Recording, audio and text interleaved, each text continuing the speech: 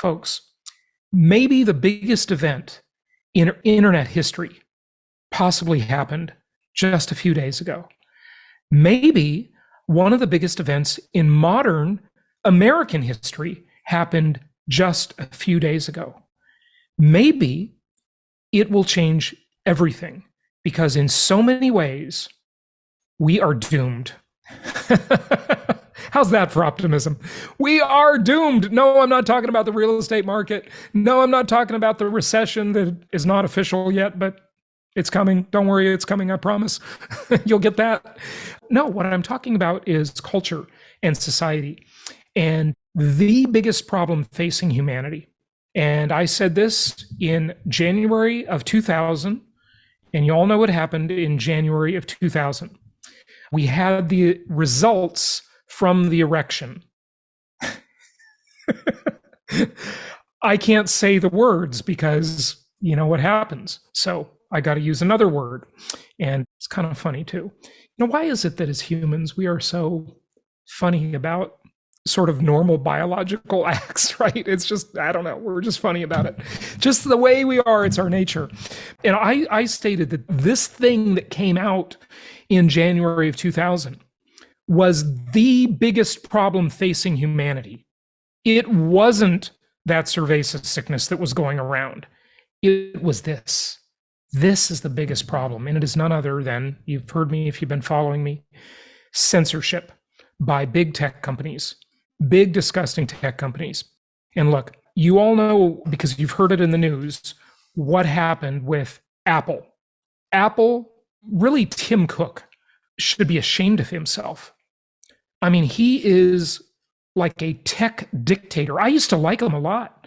You know, I thought he was doing a great job when he took over the company, but that company has become extremely dangerous to humanity. I mean, just think of what they did to those Chinese protesters. They disabled AirDrop, which, because the internet is censored, it's the only way for people to really effectively communicate electronically on their phone. And this is probably the last time I'll buy this brand of phone. Look at that cute dog on there, huh? On their phones, if they use the internet, you know, that's impossible. Do you know that this company, this shameful company, took all the VPNs out of their app store in China? So Chinese people cannot put in any normal way a virtual private network, which would allow them to, you know, go basically have a location in another country so that they could have free speech and see the free internet, right? Which was the way it was designed beautifully. They took those out of the app store. And now, to add insult to injury, literally something that is killing people, like blood on his hands, okay? They have disabled AirDrop. And if you're an Apple user, you know what that does, right? It basically sets up a peer-to-peer internet, in essence. It can't be censored. And then they kind of backpedaled a bit, I guess, and they sort of made it so it would kind of work, but it would have to be reset all the time. So it just wouldn't work effectively at all. I mean, literally a tool for the oppressors. This unbelievable amount of human greed and evil. And I just really hope and pray that they reverse their ugly, ugly, evil behavior. Because I used to love that company. I mean, you know, I thought they were like the most ethical big tech company. But you know the saying, power corrupts, and absolute power corrupts absolutely, right? Power corrupts, and absolute power corrupts absolutely. And we see examples of that over and over. So let's, of course, talk about Twitter. And Elon Musk, who might be, and listen, folks, if you've been following me for any length of time, you know I purchased 2 Teslas. The first one, the Model S, was pretty good. You know, I was happy with it. You know, it had some issues, but overall it was, you know, a good experience. And then I bought the Model X, and that car was a total lemon. And I criticized Elon Musk a lot. And that company acted very arrogantly. And they finally refunded my money and allowed me to return the car after 10 months. You know what's funny? The folks, this is a huge irony. I was just thinking about this morning because after 10 months of arguing with Tesla, I asked them to take the car back. I said, this car is a lemon. It's got so many problems. Those doors, those Falcon doors, it just had tons of problems. It was terrible. Finally, one day I got a phone call from a higher level person at the company. And he said, Jason, I know we've been going back and forth on this for a long time. We're going to do the right thing and we're going to refund your money. And, when can I pick up the car? We'll just terminate the lease and refund the money you've paid so far. And I thought, wow, that was a turnabout. And I said, thank you. I'm surprised. He said, yeah, it's just, not worth the hassle for us. If you're not happy, we're going to give you your money back. Then he happened to mention in the conversation that he started following me on Twitter. Yes, I kid you not. You can't make this stuff up. He started following me on Twitter. Now the company owned by Elon, who has become maybe the superhero to humanity, right? He's like the true Iron Man, right? Not Robert Downey Jr., who, by the way, is an awesome actor. I love Robert Downey Jr. Funny, just, gosh, some actors are just naturals. He's one of them, for sure. But anyway, he says, I started following you on Twitter. And I'm like, oh, that's interesting. And at the time, I had about 26,000 followers on Twitter. Now I got about 60,000 followers on Twitter. And he says, yeah, I started following you on Twitter. And I realized I connected the dots on that. I don't know why he mentioned it, but I was posting videos of the car malfunctioning on Twitter. And, they obviously didn't like that, right? So anyway, that worked out. And, I forgive him, okay, for being so difficult. I'm not like mad that, their product was bad. I can live with that. I mean, look, it was a new product. It was a, new, pretty cutting edge design to have those Falcon doors on that car that, look really cool opening. But I was upset with the way they dealt with it, where they just didn't want to take responsibility. And folks, we live in a world, sadly, where people just will not take responsibility for their actions. I am glad that at a very young age, I was taught to be self-reliant and responsible. Part of it just because I had to be, because I was an only child and I only had one parent, right? And, she wasn't around very often. So I kind of had to figure my way out in the world, right? And, I say this to all of those friends of mine who are helicopter parents. You are disabling your kids. Be really careful. Let your kids struggle a little bit. I didn't like it at the time, but I think it made me a better person. But then I had a male role model who was the father of two of my friends, and he had two girls as children and no boys. He really taught me a lot of responsibility. He was a blue-collar guy. His family sort of adopted me a little bit. Not formally, obviously, but really taught me a lot of things about responsibility. His name was Jack. And by the way, I'll tell you, I remember helping them. The family was having a garage sale one day back in the day when people used to have garage sales. Okay. I remember him saying something to me that really impacted me. And this was back in the era where, when you had a garage sale, you made up signs and you nailed them to telephone poles. I know you can't imagine doing that today, but that's the way it used to be in the old world. Not that I'm even that old, but that's sort of pre-internet era, right? And I was a kid, and I remember after the garage sale was over, he said, okay, well, we got to go remove all the signs. And I remember, seeing signs for things that happened forever ago on telephone poles. When I was a kid, nobody ever removed the signs, right? So he said, get on the motorcycle and we'll go. And so I jumped on his motorcycle. He drove me around and we removed all the signs. And he said, that's just the proper etiquette, right? You clean up your mess, basically. And he was just like that. I can't think of other examples.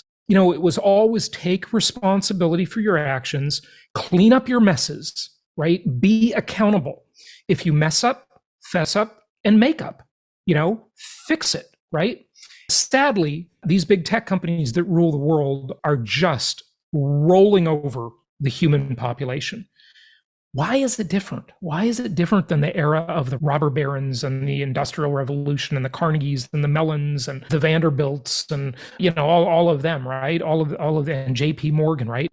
Well, they did it too, right? They did bad things, took advantage of people, but tech is different because tech has so much inexpensive scale to it, where it just scales around the world so quickly, and it's so inexpensive for these tech companies to reach so many people. right? Like the saying goes, software is eating the world. And it really is. Software is eating the world.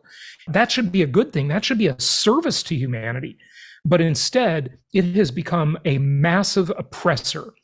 You know who all these big technology companies are that are oppressing people, but hopefully there's one now that will do the exact opposite, and that's Twitter. It's my new favorite platform. I'm not very good at Twitter. I don't really relate to it. I don't like the way it's structured very much. It's just never been my thing. I personally like Facebook better. I think that is sort of like a very natural software. But the leadership of that company is just pure evil. I mean, folks, you just can't put it any other way. I mean, the abuses that Zuckerberg has committed against the human race are absolutely disgusting. And their stock is down like what, 72% or something? Great. Sounds good to me.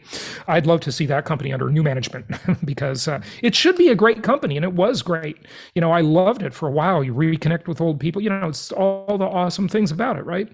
But censorship is the biggest problem facing humanity. There is no bigger problem, period.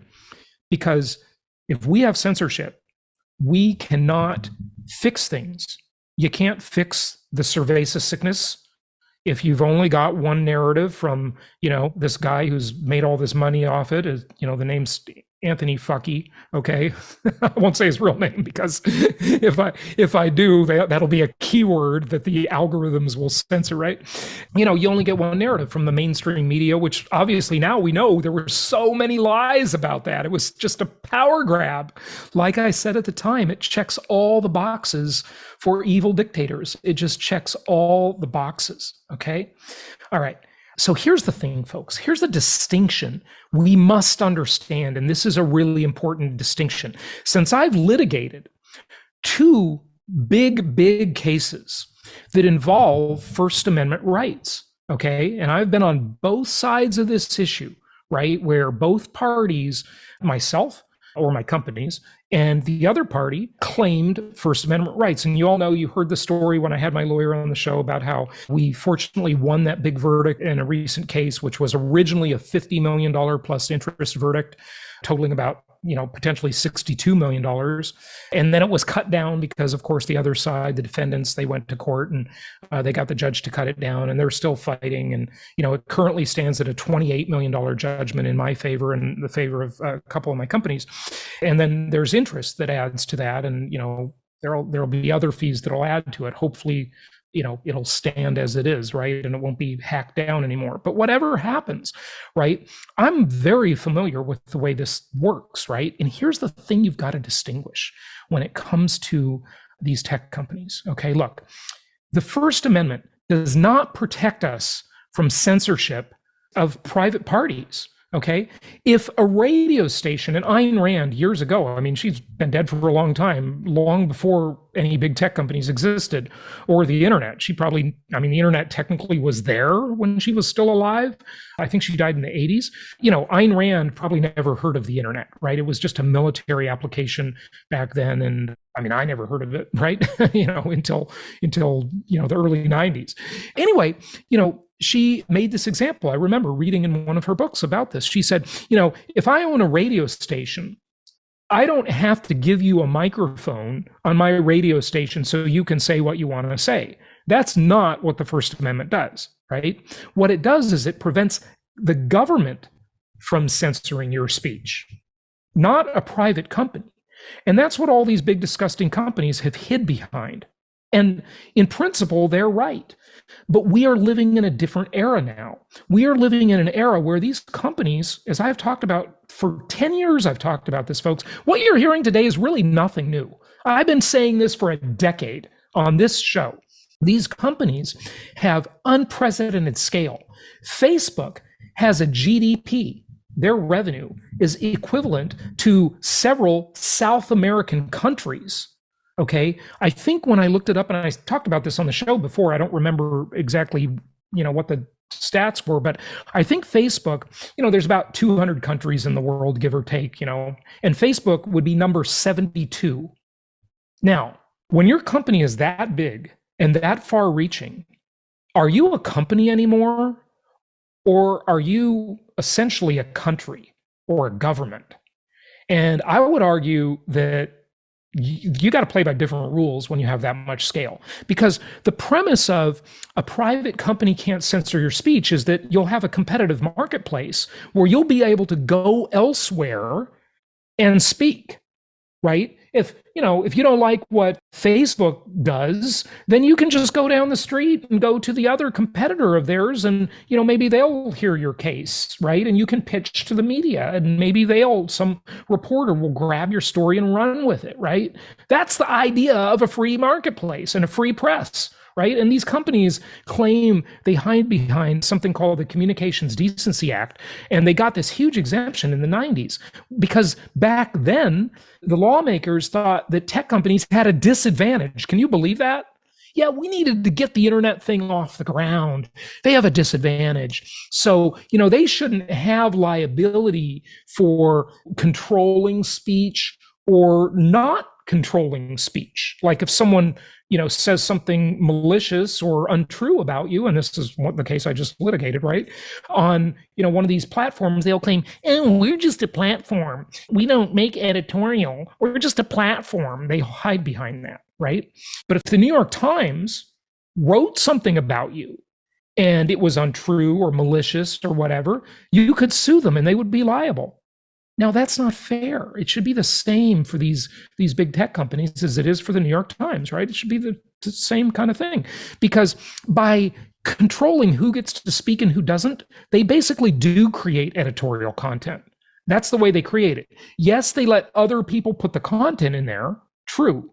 But so does the New York Times on the op-ed page, okay? But they can still be sued for that. Right? Why do they have to be very careful about what they publish? Yet Google and Facebook and Amazon, and look at Amazon, Airbnb, all of these companies are censoring you. I mean, Airbnb, when there were rallies for the presidential candidate that they didn't like, they revoked all the guest reservations so they wouldn't have a place to stay. I mean, these companies are disgusting.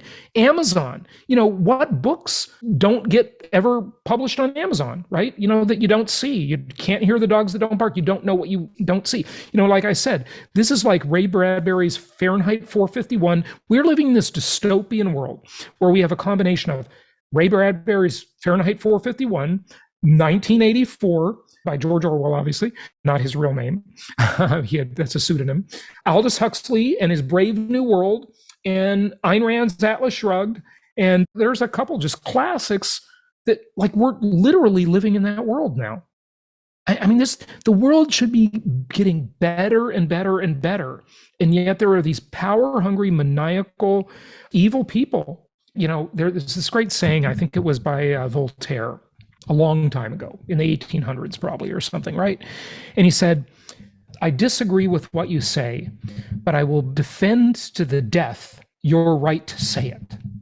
And that's what we all have to live by and what we all have to believe. This is not a right-wing or a left-wing argument. This is a freedom of humanity argument because, you know how it goes, the slippery slope, right?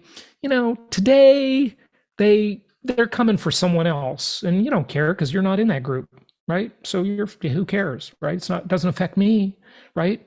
I'm just going to go live my life. And then tomorrow they're coming for another group. And then you say, that didn't affect me. I don't care, doesn't affect my life. But then after that, they come for you and it does affect you. And we've seen that throughout history over and over, folks. And by the way, this is the 10th episode show. So we're not talking about financial topics today, but this is a big deal, folks. It's a big, big deal.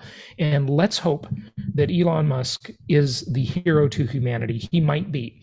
And Matt Taibbi, the reporter who's been on the show before, he's been on a couple of times. I could only find one episode just quickly this morning as I was looking. He was on Creating Wealth episode number 1111, talking about bubble machines, griftopia, vampire squids, and the long con that is breaking America with Matt Taibbi. So he's the one who's really putting a lot of this Twitter release together and assimilating all of this massive data dump of all of the censorship that Twitter has engaged in, right? So it's great that we get to see what happened here, right? We're going to know a much closer version to the truth than we ever have over the next several days. Oh, but here's the connection I want to make for you. The government doesn't have the right to restrict your speech, right? And by the way, obviously I'm in the US and I'm talking about the First Amendment, the US Constitution, but this affects you in other countries too. We have listeners in 189 countries worldwide. So I understand that we have a lot of non-American listeners, but the American Constitution was such a liberator for humanity, for every human on earth, because it was largely the sentiments of the American Constitution from the 1700s were echoed around the world in so many countries. Fortunately, now, obviously, not everybody caught on because there are evil dictators who want to oppress people and steal from them. And that's just the unfortunate reality of the human race, right? But here's the thing, okay? The government, and I accused them of this a decade ago, they are using these tech companies as a proxy to control your speech. See, they're not doing it directly, right? And we're seeing this already in the Twitter data dump. This has come out, folks, that the government is basically, well, the right word is colluding. They're colluding with these companies to control your speech and oppress you and deny you your First Amendment rights to free expression. That's what they're doing. And look, probably my liberal listeners think that this is some like right-wing argument I'm making. But I said freedom of expression, didn't I? I didn't say freedom of speech that time, because the First Amendment is much more broad than speech. It's about expression. So if you want to express yourself, maybe your sexuality, maybe other choices you make in your life, maybe something about yourself, right? You have the freedom to do that under the First Amendment. This is important stuff, folks. This is the biggest issue facing humanity. There is simply no bigger issue than this. It's not a virus. It's not the temperature change of the earth, whether it's warming or cooling or who knows, that's a whole nother discussion. It's just the ability to have a discussion about it in the public square that is now all of these big giant companies. Corporations rule the world. They're bigger than many governments, and they need to be reined in. My prescription for this has always been the same. We got to do a few things.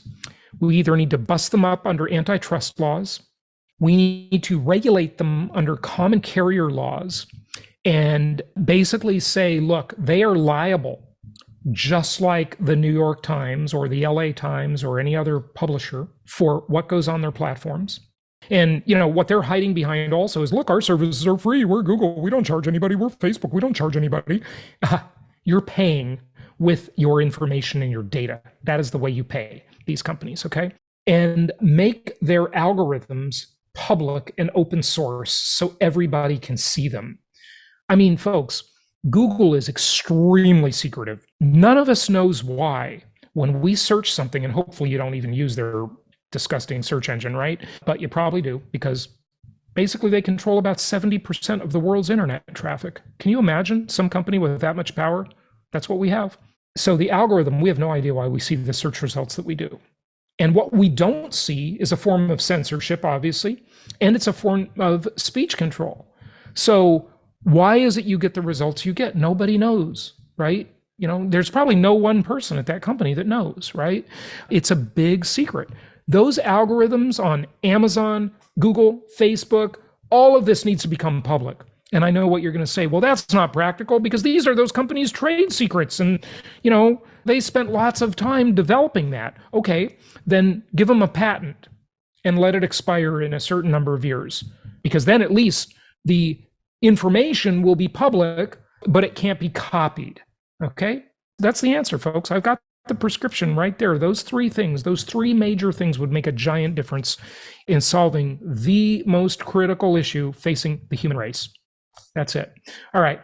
Join us in Scottsdale, end of January. We look forward to seeing you there. It's going to be a great event. Get your tickets at jasonhartman.com or at empoweredinvestor.com/live. either place you can get your tickets. We've got the last early bird special that is going away soon. I can't remember exactly when, but soon. How's that for the takeaway close?